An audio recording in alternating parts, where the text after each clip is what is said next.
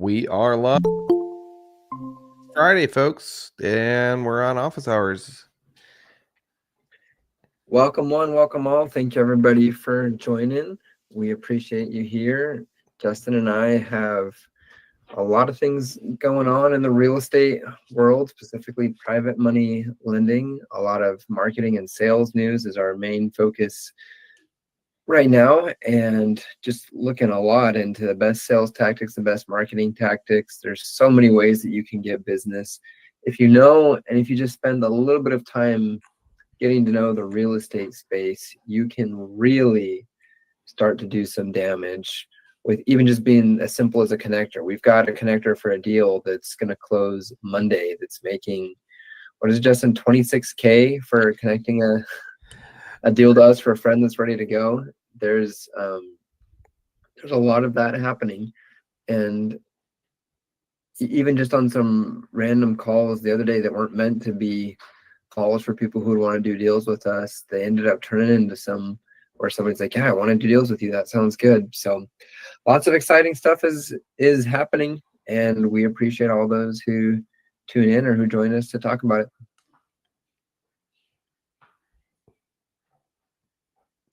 Jana, I just realized is that right, Jana or Yana? Gosh, my camera's not even on. It's Yana. Yana. Okay, that's what I was thinking. You're all good, Justin. Yeah, I can't. I stand love it. your guys' focus. Eric, you certainly, hit the nail on the head. And as I'm thinking on what to do to continue growing my business, like I always feel like, the funnel is where it's at, right? Once you get your leads in and you work through them, it certainly is, it's easy because those are, everybody has a blueprint on how to make it move through the machine, if you will, right? But how do you really get to the point where you target that front end of it? And I think that's exciting, and it requires a lot of trial and error. And I think as I'm continuing to work on scaling the business and partnering a little bit closer with my partner in particular, there's a lot of moving pieces, and that's the one that we haven't figured out, right? I can get everything funded, but how do you continue just getting more leads, right? I know you guys were playing with Google ads or Facebook ads at some point. Facebook ads, yeah. Yeah, I'm not sure if you're still doing that. Oh, yeah. If the juice is worth the squeeze, at some point, you run out of podcast opportunities and these other, you send newsletters or whatever, everybody's doing. So it is definitely a lot of work. Pay-per-click gives you this perspective. It gives you the sense that, I just set an ad running and I'm good to go. That is so not the case, though. It's a lot of work and it's a lot of effort tweaking and making sure that you get the best results. First round of results we got for several months stunk. Eric was educating people on what a scope of work was. That is not our target. We're not an education platform. We're not trying to become the educators for fix and flippers. We want to meet with fix and flippers who are actually doing deals and offer a product that's an option for them, and something that can actually solve their problem. So yeah, we had to tighten that up. Now we're starting to get people into this funnel who are more qualified. They're not all qualified, but that's the point of our sales process, is to tighten that qualification and make sure that we're getting the most qualified people actually hitting underwriting. So essentially we've got 3 layers. We've got our marketing qualified, which is the most tertiary qualifications, and it's all based on what people say. Sales qualified is meant to dig in a little bit deeper and make sure that we really understand a little bit more about their space and really dig a little bit more into the elements that make them qualified for this product, and then be able to tell them, where our product can fit into what's missing in their current practice. And then the third layer of qualification really happens at the application status, when they put in all of their documents, then we verify everything and make sure that it's where it needs to be. So there's really 3 layers of qualification that happen quickly. Yep. How do you automate that? Like, I guess, like, because I think what you said first was like, there was a lot of educating happening. Like, Yeah. to me, like, ideally, like, how do you automate it in a way that it doesn't feel like you don't want to talk to the potential borrower, but at the same time, make sure that you can scale and just not spend too much time on it. Well, I think one of the things, and Eric can speak a little bit more to this, but one of the things is just flat out calling out who should be hopping on the call in the ad, so, or even in the ad form, calling out the qualifications. So, do you, like, for us, we want a minimum of 2 fix and flips in the last 18 months. Now people lie on that and they blow through it on purpose to try and get to it. So you're going to end up with that scenario where they just make up answers. But, a good portion of them do honestly speak to what their qualifications are. And so it's going to ask them, do you have 2 fix and flips or BRRRR deals within the last 18 months? Because that's who we're targeting. If you don't, there's no shame in that, but our product isn't for you. So there's no point in working with you. And it's not that we don't want to have, a relationship with you down the road. As of right now, you are not our target. Sort of like, like if somebody, was looking for a computer and they really didn't care what they got and they wanted the most basic thing on the planet, it'd be kind of weird for them to go into an Apple funnel. Fair enough. I don't care what kind of computer I get. I just need it to do email. Like, I just don't care. Apple just doesn't seem like quite the right funnel for them.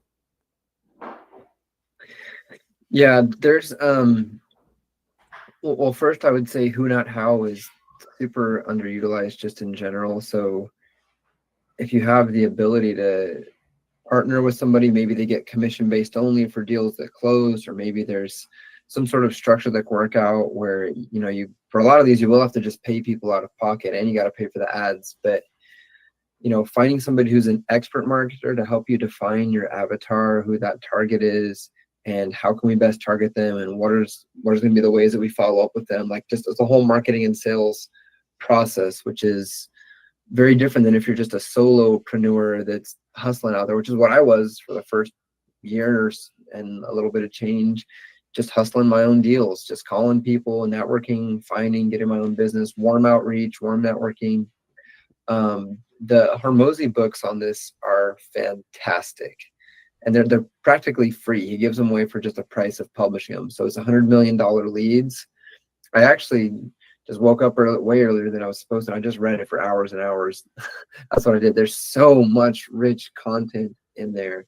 Like, he'll take, even if you've got no clue what sales and marketing is, you can finish that book and then be able to tell, the quality of your marketing system and even the marketer that's giving you advice or anything, like just based off of that gold standard for Hormozi. $100 million leads book is specifically like, I know what my offer is, I know what my product is, I know what value I bring into the world. How do I find more leads? $100 million offers is, how can I create something? How can I create this product, the service, whatever it is, and make it so valuable that people feel stupid saying no to it, right?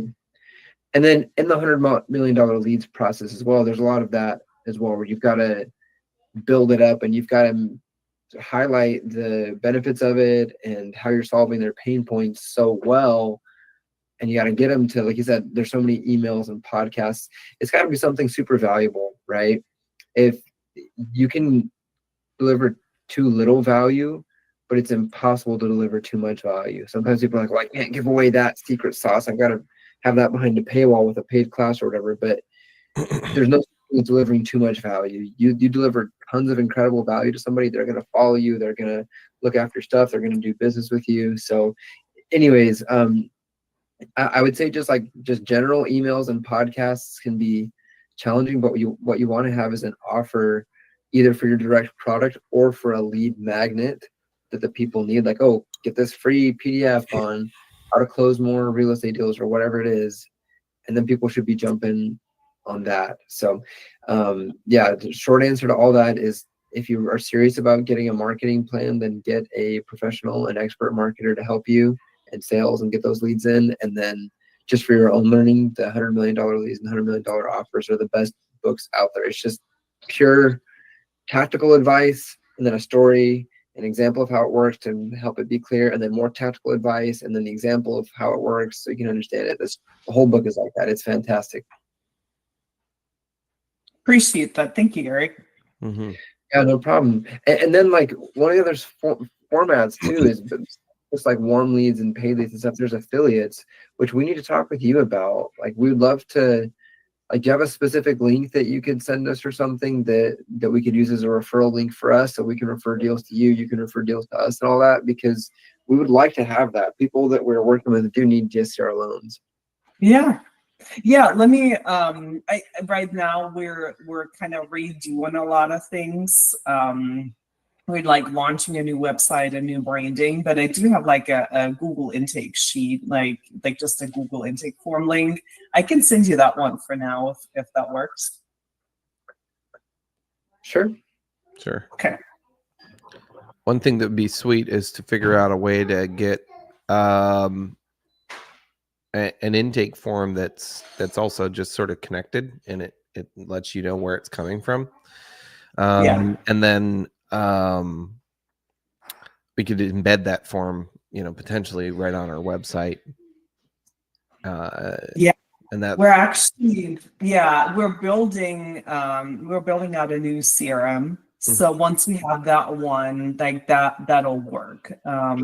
That's why I'm saying like it's more of a temporary one. Sure. But yeah, like as far as the referral link, I think that's a good point. I'll add that to the list and make sure that we take that into consideration too. For sure. Yeah. It's a little bit of work to build those. We actually did get one. We have a pretty cool affiliate partner who's working with us, and we actually were able to use Go High Level. It's a little bit clunky, but we were able to use it with Go High Level. Our applications come into Monday because Monday is a better software for just like handling the general applications and the numbers and all the stuff that comes with it. Unless we grow even bigger than maybe something like loan. What is it? Mortgage Automator or whatever it is. But for now, Monday is a good intermediary product for that. And Go High Level is better for managing like lead communication and pay-per-clicks and all that stuff. And so we have a tech guy that's working with us, and he built an affiliate link where essentially when somebody uses that link, it automatically puts in the person as the referral. So it automatically fills in that part of the form. So we always know when it's come from that person, which is cool. But they are a little bit of work to build. So it's not like I'd want to go and make an affiliate for every single person. I'd want to make sure that it's like a really like strong potential that this is going to be a good referral source. If I had a way to just turn like every link on super easy and just track it, that'd be even better, but I haven't found it yet. No, it's funny because like I said, we're actually launching another debt fund too, in the mix of like all these things, like just to like have more flexibility on what we lend on, just for like loans outside of DSCR. And so we are actually like, working with somebody who's going to be building everything out for us, and he's done a couple of those referral links, so that shouldn't be an issue.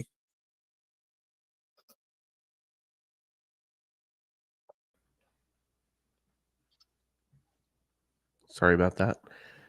My daughter was getting a little bit carried away, so I had to get her on track, centered with Zen.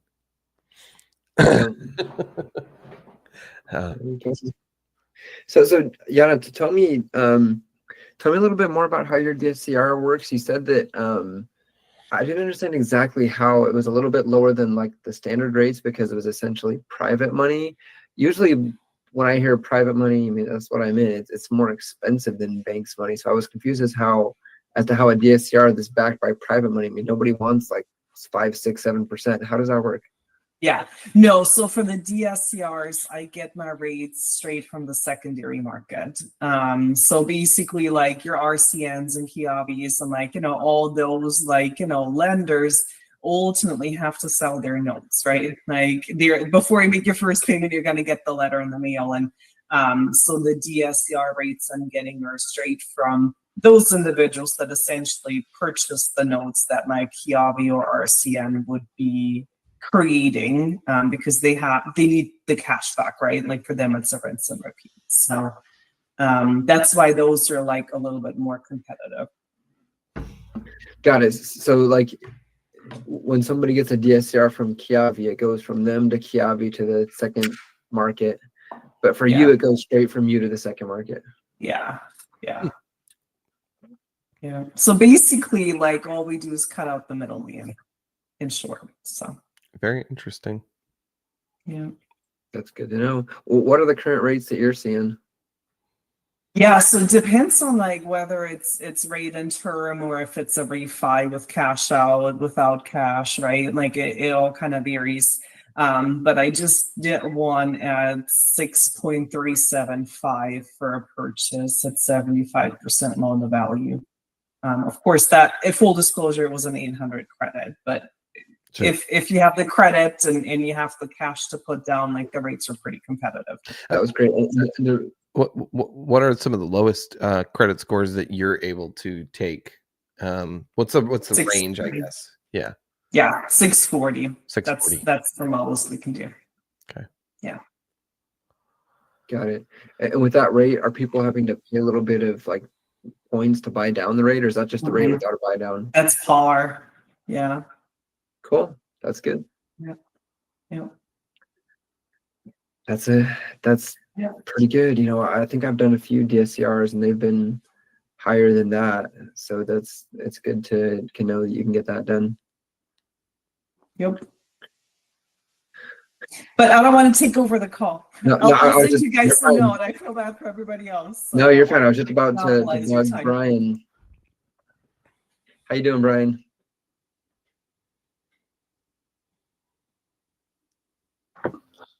Doing good. Just trying to learn. Thank you, Jana, for asking great questions. Yeah. And just trying to step in and just keep learning a little bit more about what we're doing, and then listening to you guys figure out how we can connect. For sure. As you said, Eric, you mentioned a little while ago, I was doing everything by myself for a couple of years. Sure. That's where I'm at. I'm just starting to. You've seen Damien on the test. Damien and I and another partner are starting to do what you guys are doing, starting to blow up a little bit and trying to figure out what our market is and what we want to do. And so just listening to you guys talk, the talk is really important for us. Love it. Yeah. Do you guys have general markets that you are eyeballing, that you're kind of vetting? Yeah. So I've been lending with my strategy has been from the get-go is I don't want to lend unless I know the people I'm lending with. Mm-hmm. Maybe it's small time at this point, but to me it's like, hey, who can I find that I can lend to safely? And so obviously the first deal you do with anybody is a little scary and you have to underwrite, right? So you're always underwriting, but building relationships. So where my relationships are right now are in Indiana, South Indiana. I'm in West Virginia and Ohio, right on the border. Yeah, I do a lot of business there. So those are my main markets. Damien wants to bring us into Arizona a little bit because he lives here and I'm in Arizona as well. So we're going to dabble in Arizona as we kind of go. But to me, it's relationships. If I can go back to someone who I've done 32 loans with, then I kind of feel really good about what I'm doing. Yeah. And that's where I started. That's where I'm at. For sure. Yeah, that's great. Do you guys have a defined product yet, or is it kind of tailoring it to each situation. Yeah, I mean, at the first you start to just kind of do whatever Mhm. you find, right? A little bit, right? And I still do that for the people who I've been lending to over and over and over again, right? Sure. But when I bring someone new on, it's definitely just a fix and flip type of deal.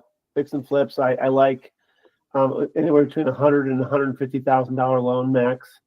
I have not grown beyond that. I want to grow beyond that, but not until I'm ready, and until I feel comfortable doing that. And so the people who I started with are in that range, the 150 to 100, 150. So that's where I've been staying for now. But as we move forward, we'll change that a little bit. Yeah, fix and flips. I do 100% funding. So if I have someone who I know, again, someone who I've done deals with, and they want, they need, I'm just using simple numbers, 25,000 to buy it and 25,000 to fix it, and we can determine the A or B be high enough. I don't mind putting, the $40,000 up front to get it going, buy it and get it going, and then the balance on a draw of some sort.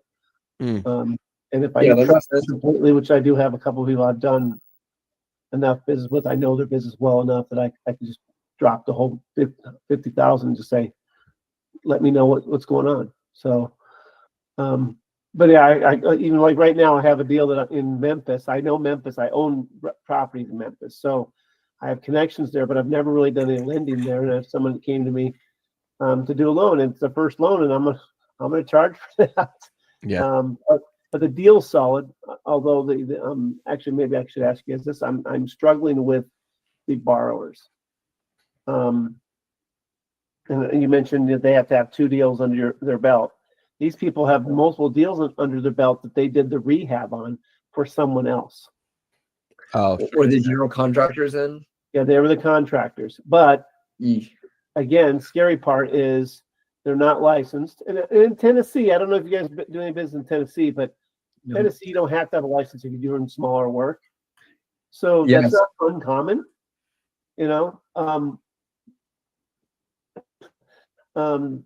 in this case, they came to us with a house that they bought for $10,000. It was a burnout. They bought it a year and a half ago. They've been working on it. They've literally done new roof, new framing, new exterior, new windows. Everything's done on the outside to the inside. They've got they need to drywall, paint, do that kind of stuff at this point. And the ARV on this property is 180 to 200,000. They owe 0 on it, so they're asking me to come in as a first position for 50 grand, which, okay, those numbers make sense, except for the fact that they don't have that experience on paper that I want. And I asked them for taxes because I want to see a little bit, more. And I got some documents. I get 2 tax records, one for her, and they're both going to be on the loan if we do it. One's for her, and it has her name and the address that I knew about, and she's filing as head of household. Okay.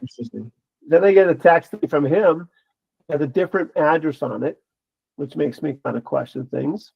And and so him is single. Well, they're married. They have 2 kids. So I asked the question. Oh yeah, well actually, she's legal status in America. Yeah, and so I said, okay, show me the documents. So they show me, and she's not a citizen yet, but she's been here for a long time, and she has all the documents. What about him? He's illegal or undocumented, whatever you want to call it. I don't care. The fact of the matter is that scares me. Yeah. Understood. Yep. Yeah. That's the kind of stuff that I'm working through right now. Couple things. Do they have an LLC they're going to do this in? No, and that's the other problem I'm running into. Let me give you this. So this will help you clarify who you're lending to. We made the decision we will not lend to anybody to anything but an LLC entity. So they have to have a legal entity. That actually really helps with the undocumented, any of the risks that might come with that. I mean, if you can have a legal business, then There's Yeah. there's a little bit of effort that goes into making that happen. I don't know that that necessarily guarantees that somebody is a Well, it was funny you say that because, I can go buy it and get an LLC tomorrow. Mhm. I mean, Yeah. doesn't mean I'm a legitimate business. I think, but you're right. It's at least putting that person in the realm of where they're taking the time to do that. Yeah. And it's a couple bucks to do it. And then the other thing to that is if you lend it into a personal name, there's a whole set of laws that come into Yeah. play that are much harder to work with in most states. I'm saying that broadly. Every state's different, but oftentimes your foreclosure rights are way different. So, you might be in a state where theoretically the foreclosure laws are great, but it's only for LLC to LLC because it's a business transaction. But once you start getting into the legal landscape of an individual took that money, then it starts getting real hairy. And then you start getting into situations where, if it's lent to a person, the home is owned in the person's name, and then they start taking dwelling in that house at the same time. That gets real messy. Yeah. So we're real crisp about that. It's like I will not make a loan to you unless you have an LLC. And that's where I'm at today. Actually, you say that, 'cause that's exactly where I'm at. It's like, they don't have an LLC. One of them is undocumented. The other one has status here, so I feel comfortable. I think it's a good deal, and it's brought to me by a referral in Memphis that I appreciate. Is there a way to simply maybe put ourselves in deed in lieu or something like that, where we would have ownership of the property, and that way it wouldn't have to go to foreclosure; it would just be a takeover? I would do that as a purchase and buyback, but I would check with multiple Tennessee attorneys who know about Tennessee contract law to confirm that you can do that. We've done that mechanism in another state before where we did the purchase and then they had the option, not the obligation, to buy it back from us at a higher rate for our fee. And that's how we would have done it. In Tennessee as well, the usury rate issues can get kind of sticky. I don't know if you guys are charging annualized or just a flat fee at the end or whatever, but Tennessee, you want to be very careful on the usury. Yeah, everything's pointing to. It's like I want to do the deal because I feel like the basics are there, but yeah, it's just everything's kind of pointing to like stay away. And the other thing, there's a couple other two things that kind of hit my head here. One is obviously with the folks that you've gotten to know, you're willing to lend. It sounds like even up to 100% of purchase and the rehab up front, which obviously is a little bit more. You're taking a little bit of a bigger risk that you're willing to take with those people that you maybe know. I mean, the worst case scenario is they get all of that money and then they don't do anything and they run off with it, and then there's not enough collateral to support the loan at its present value. And then I would say with this same one, if they're doing if it's a rehab, even if they purchased it for $10,000 and they put all their own money into it, I would assume that what you're lending is probably rehab money. And I'd be curious to know, like, what approximately would it take to get that house to ARV condition in rehab, budget. And our formula is 70% of ARV minus, thanks, Yana, 70% of ARV minus rehab, and then we keep a buffer for ourselves at what we'll lend at the beginning of the loan against what that as is, because our philosophy is this: any fix and flipper would be willing to buy maximum at 70% of ARV minus rehab. Like, that's the max most fix and flippers would be happy to buy that house at. So if I can establish what it needs in rehab, I can establish what a fix and flipper is willing to buy it at. I will maintain a margin between that number and what I will lend. If they buy deep enough and at my margin, then I'll give them 100%. So that's how we define 100%. It's still at a margin, and it's an established margin. If they don't hit that margin, then they have to put a small down payment down. I would also add just briefly about contractors. it means they know how to do the rehab, but it doesn't necessarily mean they know how to manage a project. That's right. Especially the big kicker there is they don't necessarily know how to manage a budget, because the contractors have lived their whole life, and there's a lot of them that try to make the switch from a contractor to a fix and flipper, and then they fail. And the reason they fail is because they were wired previously for, hey, well, let's get this bid up, up, up, up. Let's go for as high as possible because then we'll get the biggest check. And when something goes wrong on the flip, like, oh, we didn't notice that, we said, oh, sorry, that's the change in scope of work. We're going to up more for us. And now every little change that happens in the rehab, it's less and less profit for you as a fix and flipper. So that's I've lived that life, by the way. So I know exactly what you're saying. I mean, not having personally lived it, but I mean, I have a loan on a project that's amazing that we're foreclosing on right now. You know, $400,000 property, we loaned $60,000. What could go wrong? And now we're in foreclosure a year later. So yeah, I hear what you're saying. Contractors are not. That doesn't pre-qualify them for being good flippers. Yeah. Yeah. I appreciate that. I appreciate it. So, yeah, I've been kind of pondering on this project for 3 days now. I'm like, God dang it. So I appreciate you saying that. Yeah. I've been there. Yep. So many loans where the numbers kind of makes good sense-ish. But you just kind of stumped on the qualifications, and it's exactly. one of the reasons we put so many little pieces of criteria, because when we first started, we weren't even doing the criteria. Like, we didn't have it written down that we only lent to real. Well, that's us. I mean, we're just start writing it down now. We're just trying to exactly. Yeah. Just trying to establish. We're still establishing our criteria. Like, we're still refining and everything. Refining. Yeah, I would say refining. Yeah, establish is probably a strong word. I would say we are, more established. Yeah, you're established. Now You just need to make them tweak them a little bit. Yeah, I have a gut. Yeah, a gut feel for things, right? And that's not good. Yeah. Sure. So. Well, Brian, I don't want to kick you off. Feel free to stay here as long as you want. I've got to get rolling now, but I'll let you just if you guys got more stuff. Still good, man. Hey, thanks for doing this, and I appreciate it. And we are. This will. I mean, I know sometimes you guys are sitting here going, "What are we doing?" Well, I'll tell you right now, this is building a relationship, and we will find a way to do business, with each other. Absolutely. So I appreciate you guys. Yeah, no, we're excited. I mean, we're excited about people like Yana coming on and you coming on, because it is building a network of people that will be able to service a wider range, right? Because right now we work in the 4 states, so you're working you're working in a couple of states we don't touch, and so you're going to be able to offer a product that we can't offer in the states. You're in Ohio, I know that. Ohio and West Virginia. So, like, if you find a borrower for Ohio, West Virginia, and you wouldn't want to fund them for like whatever reason, like there was more than you would.